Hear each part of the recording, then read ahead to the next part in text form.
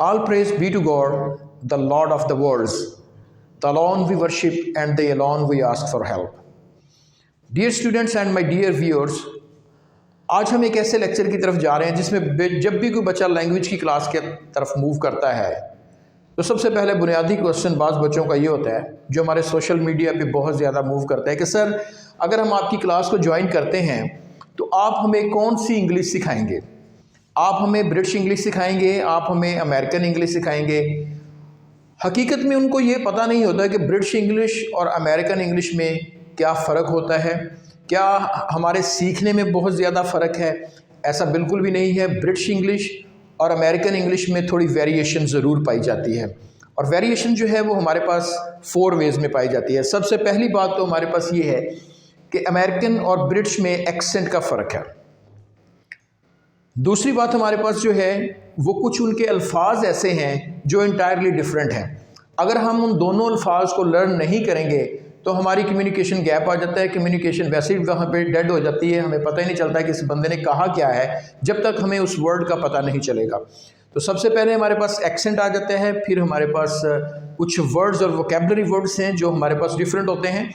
तीसरी बात जो हमारे पास है दैट इज़ योर प्रोनाउंसिएशन। कुछ में हमारे पास कुछ अल्फाज आते हैं वो डिफरेंट वे में अमेरिकन प्रोनाउंस करते हैं, और ब्रिटिश जो हैं वो हमारे पास डिफरेंट वे में उसको प्रोनाउंस करते हैं।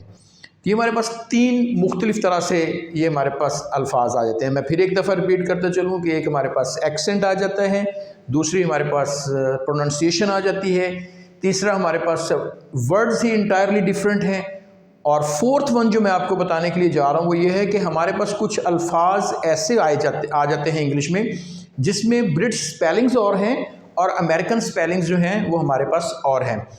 इस लेक्चर में हम इसको 2 से 3 लेक्चर्स में डिवाइड करेंगे। इस बहुत इम्पॉर्टेंट जो हमारे पास लेक्चर है इंग्लिश का, इसमें आप लोग स्टेप बाय स्टेप जो है वो सीखते चले जाएंगे। सबसे पहले आज मेरा जो फोकस है वो कुछ ऐसे अल्फाज पर है कि जो अमेरिकन इंग्लिश में या हमारे पास उसको यूएसए इंग्लिश में, और इधर हम लोग कहते हैं ब्रिटिश इंग्लिश, और यूके में हमारे पास डिफरेंट अल्फाज जो हैं वो अटर किए जाते हैं, बोले जाते हैं सोसाइटी में, और अमेरिकन में जो हैं वो डिफरेंट अल्फाज बोले जाते हैं। So let's come to the point. The first word is biscuits. हमारे यहाँ पे तो ये वर्ड वैसे ही मिसप्रोनाउंस किया जाता है पाकिस्तान में, और हमारे यहाँ पे इंडिया में भी ये वर्ड जो है वो मिसप्रोनाउंस किया जाता है। ये वर्ड जो हमारे पास है बेसिकली प्रोनाउंसिएशन के हवाले से ये वर्ड जो है बिस्किट है। The word is not biscuit, the word is biscuits. So the British will say biscuits and the American will say cookies. Okay, so the second word is flat. American will say flat, where do you live? I live in a flat. British will say flat and the American will say apartment. ये हमारे पास बड़ा common सा question होता है। Some time part 1 जो आइट्स का होता है उसमें भी ये क्वेश्चन पूछा जाता है। इंट्रोडक्टरी सेशन जो हमारा होता है उसमें वेयर डू यू लिव, और in our daily life you people can also say where do you live in a flat or apartment. ये इस तरह अगर do you live in a house or apartment, do you live in a flat or house, तो ये apartment भी use किया जा सकता है और फ्लैट भी यूज़ किया जा सकता है। फ्लैट जो है हमारे पास ये ब्रिटिश इंग्लिश में है, और अपार्टमेंट जो है ये हमारे पास अमेरिकन इंग्लिश में है। सो अनदर वेरी कॉमन, जो बच्चे हमारे पास इस वर्ड को बहुत ज़्यादा यूज़ करते हैं, पाकिस्तान में तो हम चिप्स यूज़ करते हैं।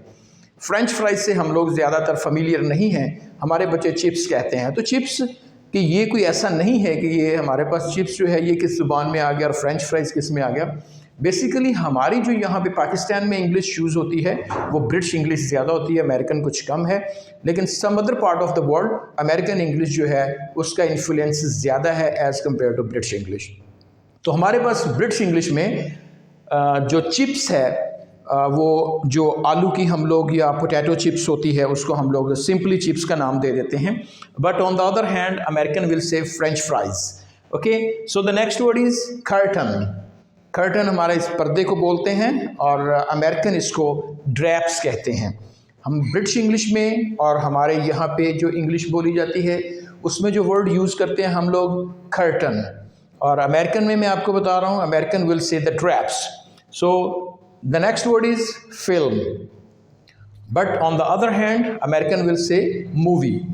सो similarly we people use ground floor, ज़्यादा हम लोग कहते हैं, but if you people are using the British English, you will say the ground floor, American will say first floor. Okay, similarly shop, और हमारे पास जो दुकान होती है उसको हम लोग शॉप कह देते हैं। ब्रिटिश इंग्लिश में शॉप होगा, अमेरिकन इंग्लिश में उसको स्टोर कहेंगे। ऑटम, ख़ज़ां, जो हमारा ख़ज़ां का मौसम है उसको ब्रिटिश इंग्लिश में हम लोग ऑटम कहते हैं, और अगर अमेरिकन इंग्लिश में आप उसको किसी जगह पे पढ़ रहे हैं या कोई शख्स उसको यूज़ कर रहा है तो वो ऑटम की जगह पे फॉल होगा। ऑटम का जो मैं पहले भी अपनी प्रोनंसिएशन पार्ट्स जो हमारे पास हैं उन अल्फाज में भी मैं बता चुका हूँ, उन रूल्स में मैं बता चुका हूँ। When M and N comes together then n is always silent, so you people will say autumn.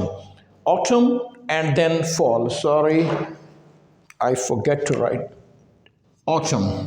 So next is term.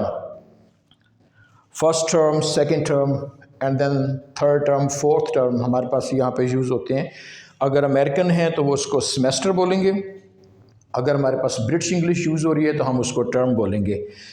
बहुत कॉमन है आजकल हमारे पास ये वर्ड डस्टबिन हम यहाँ पे यूज़ करते हैं ज़्यादा, तो डस्टबिन जो है वो ब्रिटिश इंग्लिश में होगा, और अगर अमेरिकन इंग्लिश में होगा तो that will be trash can और द ट्रैश बिन।